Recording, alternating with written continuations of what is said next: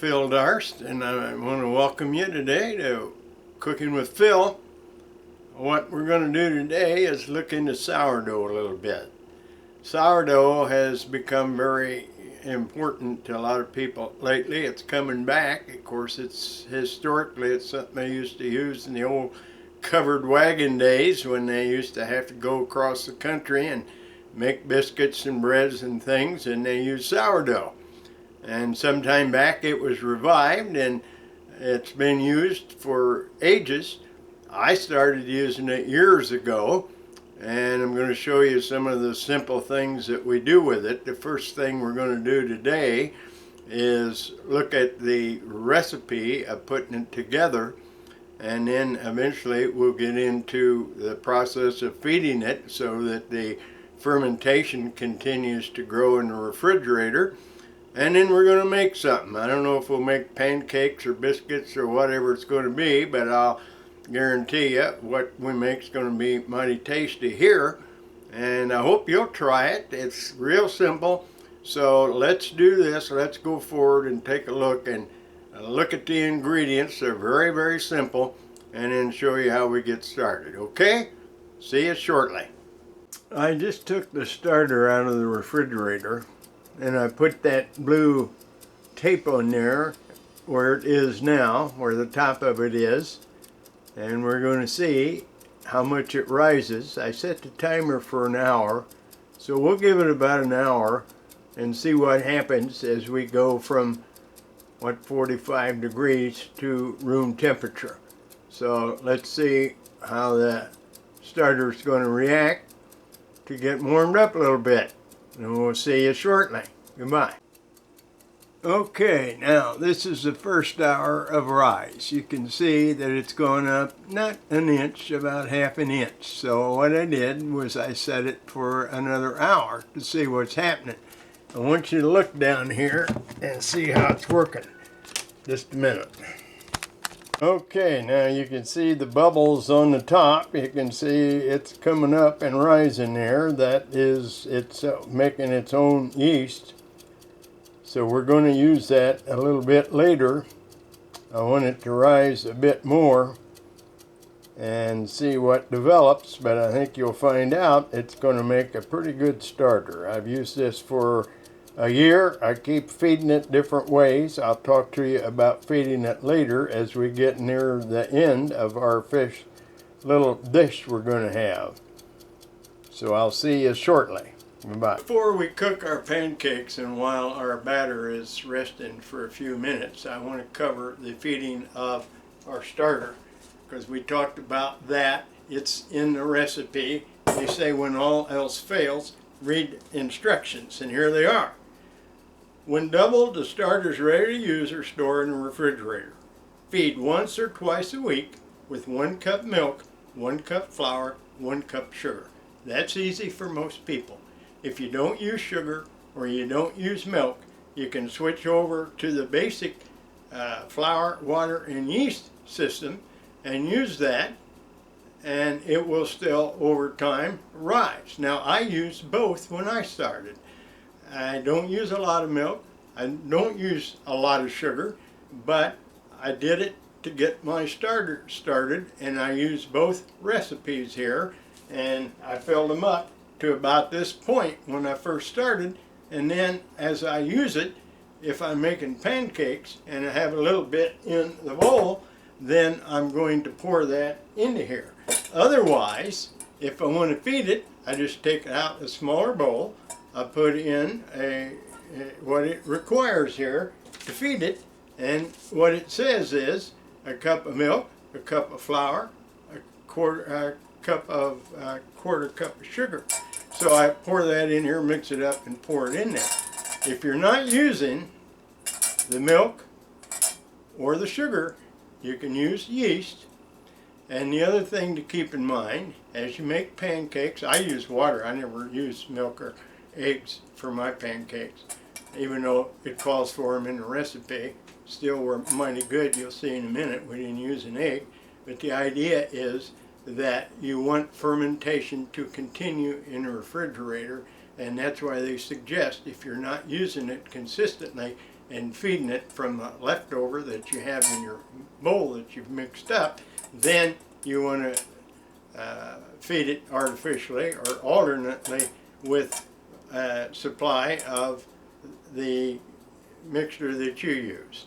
And if you wanted to use the flour and the yeast and the water and mix it up and pour it into your container, that yeast is going to keep giving you a rise. The other thing that does, as you have recipes that call for baking soda and baking powder, they're going to work too. So we're going to go forward now. We're going to cook some pancakes.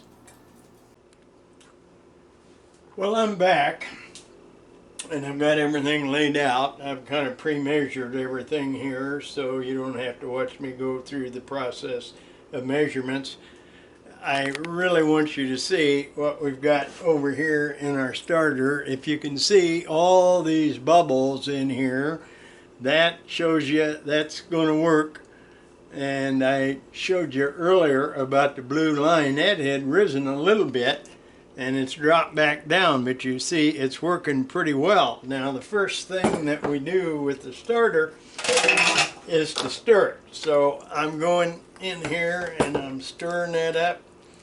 It's nice and thick and bubbly, and I'm getting this kind of mixed up a little bit so that it's going to flow freely into our cup. And I got me another one of my scraper spatulas here. Got a yellow one. I got a lot of colors. I'm really happy about those. Now, first thing I'm going to do is I'm going to put the flour in. And then after that, we're going to put, that's just a cup. Now I measured it out on my scale. It's 120 grams. And then I've got salt here. There's a teaspoon of salt we're putting in. And then the next step is sugar. Now we put a lot of sugar in there because if you remember, I've got yeast in here too.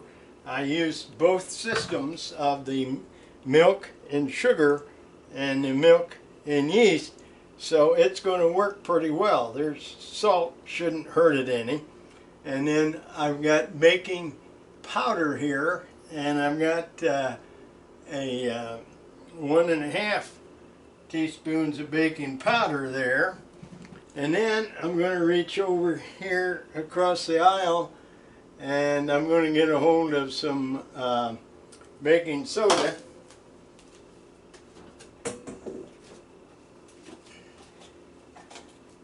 And a whisk. There, we got everything. I apologize, I thought I had that all measured out, but I guess I didn't. I don't need a whole lot of this. This is baking soda. And the baking soda, I'm just going to put a half a teaspoon in there. That's not too much, so we'll get one of them in there. So we've got baking powder and baking soda, a little extra for that because we want to punch it up a little bit. And then I'm going to whisk it here. So we're whisking this up a little bit to get that all mixed in. And then I'm going to take some butter and we'll put a little bit of butter in there. And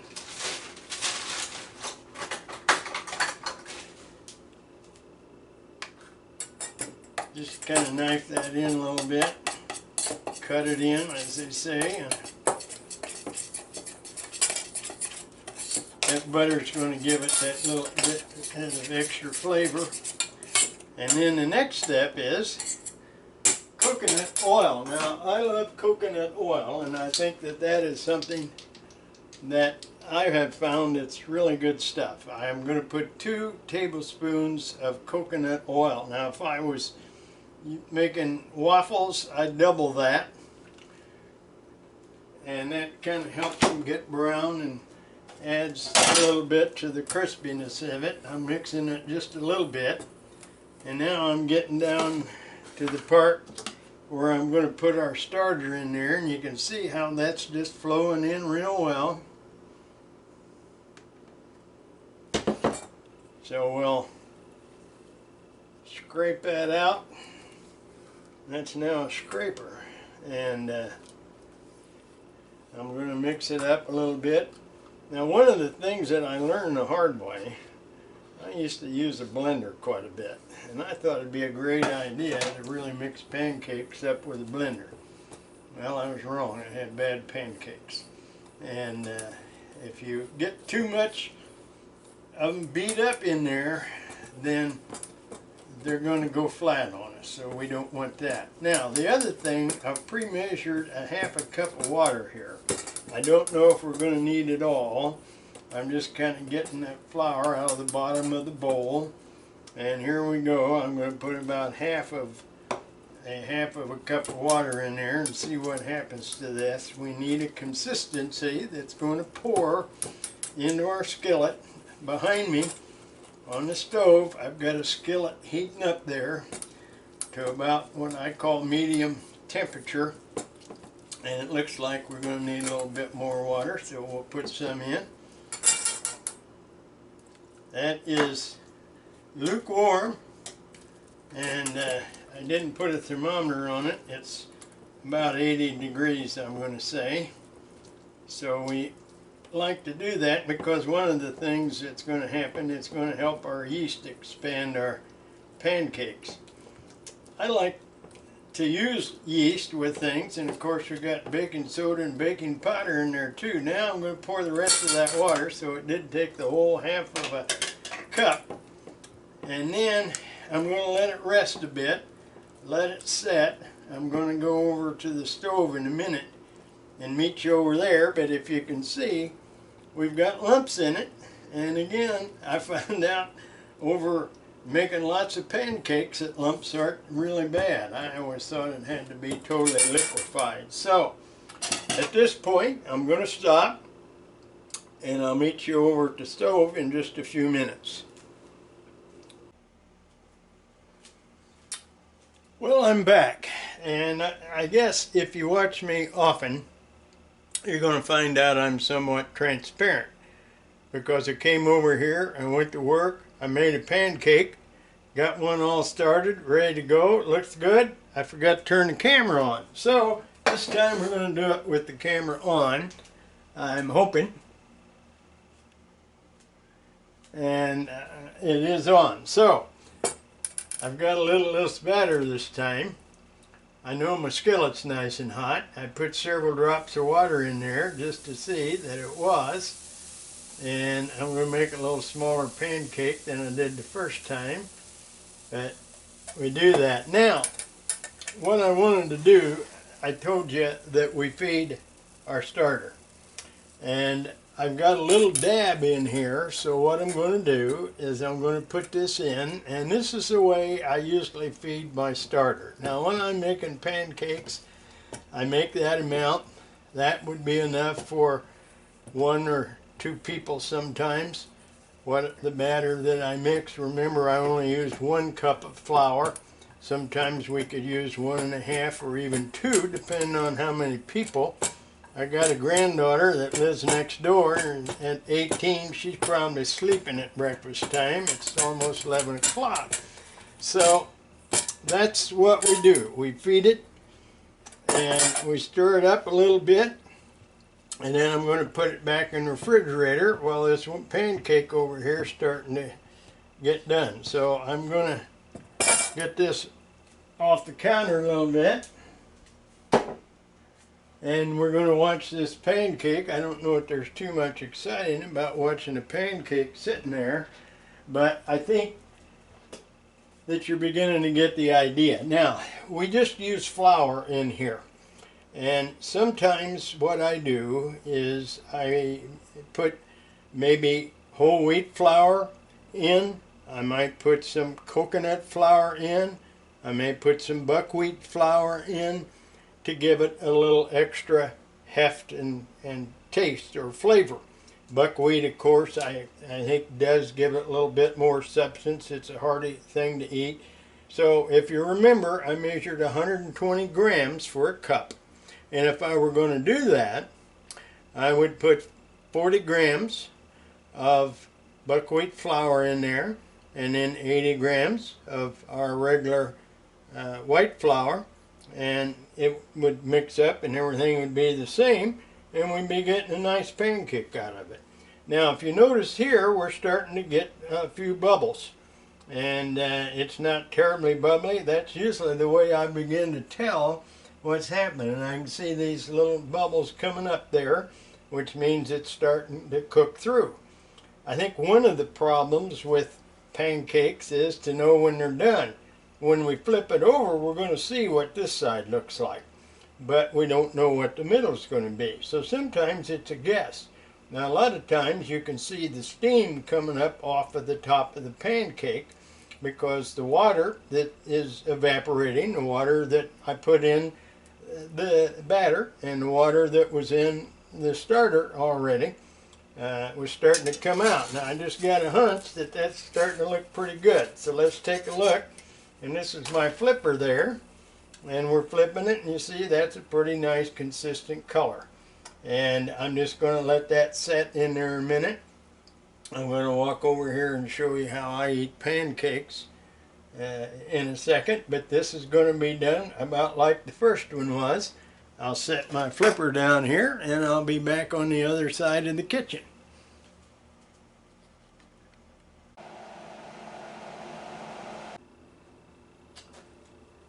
Okay, I'm about ready to eat.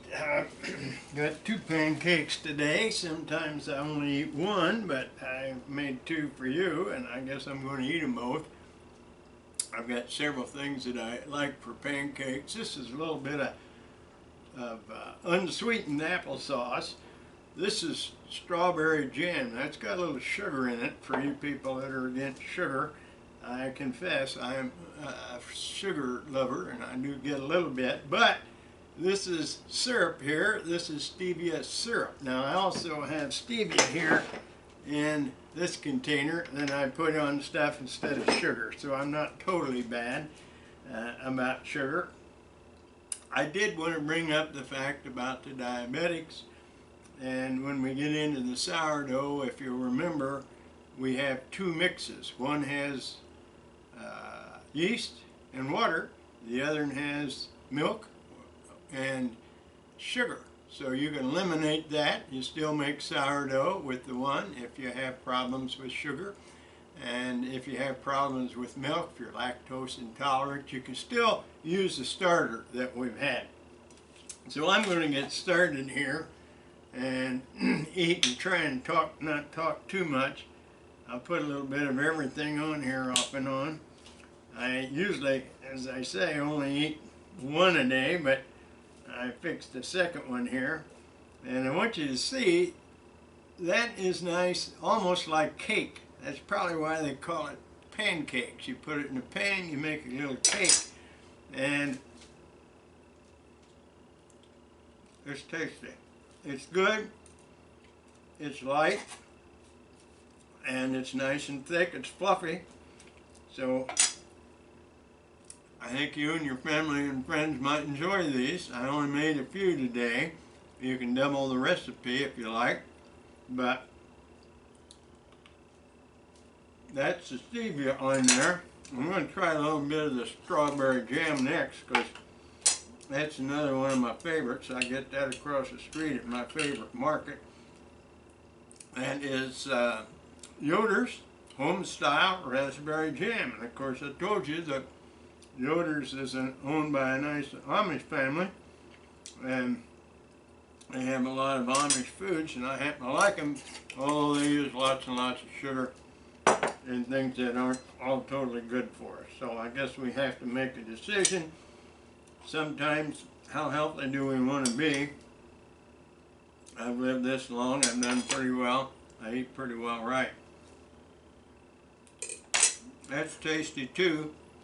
If you notice, I've got the everyday tableware out today. This is my fill cup. Don't remember where I got my fill cup, but sometimes early in the morning that has to remind me who I am.